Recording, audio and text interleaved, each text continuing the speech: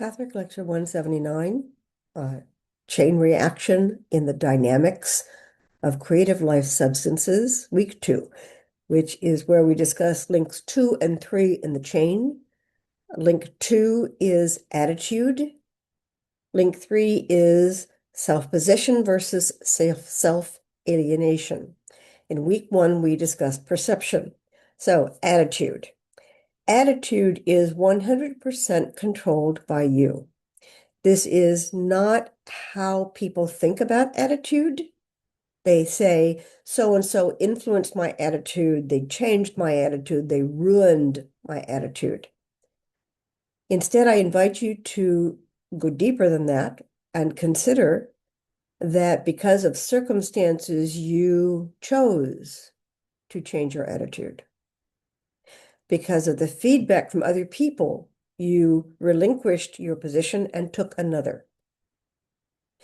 Because you weren't able to resist the lure of negativity or whatever, you changed your attitude. And all of that so that you can feel the exercise of the decision distinct from the attitude itself. And notice where you can, if you choose, retain a specific attitude despite what is going on, despite what other people think, despite circumstances.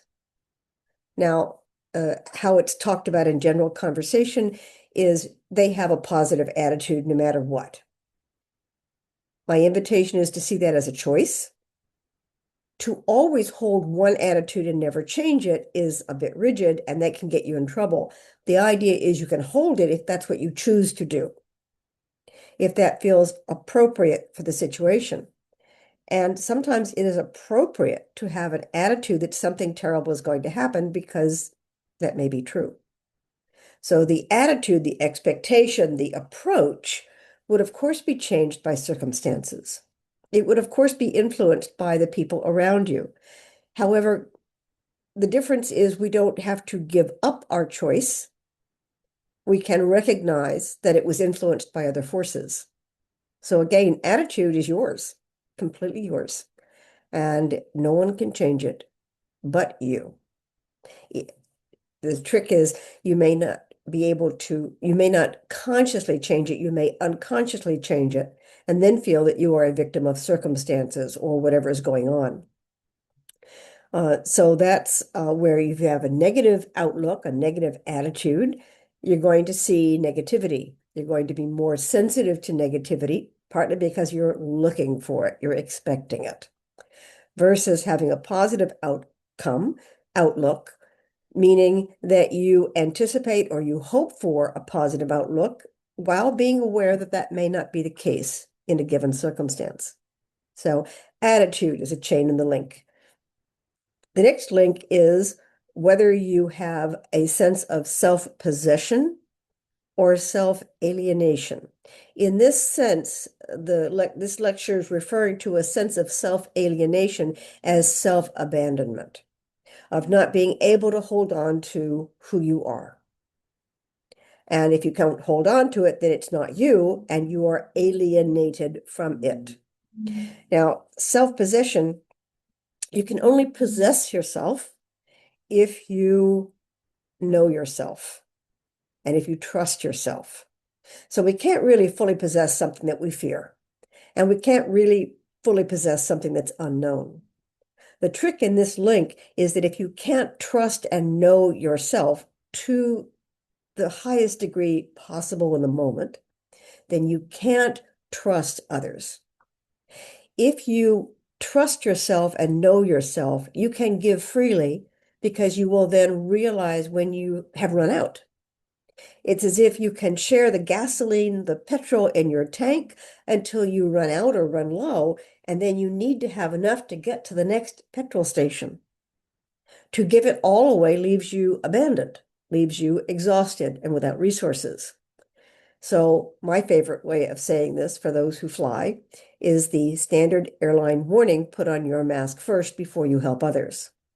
It is important that you have some resources so that you can give to others. So you give to yourself first, perhaps with the intention of giving to others. It's not inherently selfish. It's a misunderstanding that taking care of the self is selfish.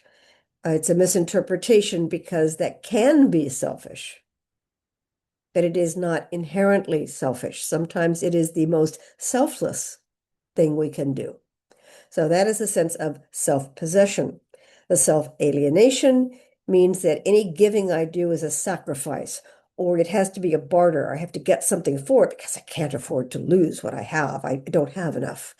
An attempt to create, manipulate others, an attempt to create certainty or make ourselves feel safe in our giving is not clean giving. So one of the phrases in English is you give a gift with strings attached to it. Now, childishly, that's a little string attached to it, which means you can give it and pull it back. Abstractly, what that means is you give the gift, but you never fully relinquish possession of it. You feel an ownership to that piece. So in families, someone gifts something to someone else, but constantly notices what they do with it and has opinions about it and may make reference to it or suggestions. I'm bringing this up because it's a good analogy for self. If we give to others, then we don't expect anything back. We don't have strings attached to this. If you can't afford to give it, consider not giving it, or reducing your gift, or changing it, or shifting it a bit. So rather than giving things with strings attached, see what you can do about giving without strings attached and notice what comes up. The idea is that if there's stuff attached to this, if there's false beliefs or feelings, that's what we want to look at. And when you practice something on this somewhat abstract level, what would happen if I gifted this to the other person is a very abstract idea.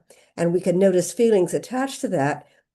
I want to say it's a cheap and inexpensive and easy way to find out how we feel on a deeper level, rather than doing the thing and realizing too late that we had feelings about it that we can't quite control because they're still attached to the possession or the service that we gave. So that perhaps you can see that an attitude about giving pervades these links. Any problem with giving is going to make you resistant to being in life fully. The idea is not to be foolish about being in life, to not give away for no purpose, for no meaning, not to give away because you're manipulated or because it serves the ulterior purpose of someone else, but to learn to give freely and lovingly and manage it so that there's enough to continue giving freely and lovingly over time. So that's a summary of week 2, Pathfic Lecture 179. And thanks for listening.